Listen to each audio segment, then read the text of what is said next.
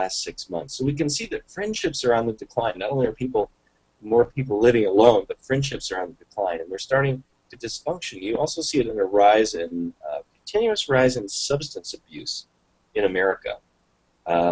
We know that America has about 4% of the global population, but consumes half of the mood-altering legal pharmacological drugs, mostly for depression.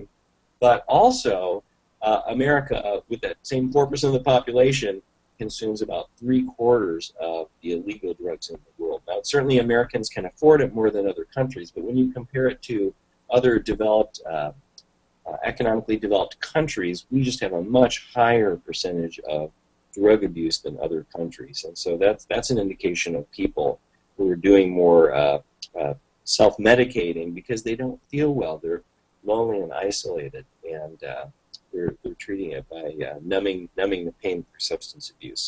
So we sum it up and say that when people feel connected, it leads to flourishing and life. And when people are disconnected, you see this in all the research, that it leads to dysfunction and death. And then more recently, even in neuroscience research, because of new tools, fMRI technology and others, we see the effect on the human body that when people feel connected, it boosts hormones like serotonin and dopamine that make us feel more energetic and more confident to do our work well. And also, it boosts oxytocin, which is the trust hormone. It makes us feel more trusting of the people around us.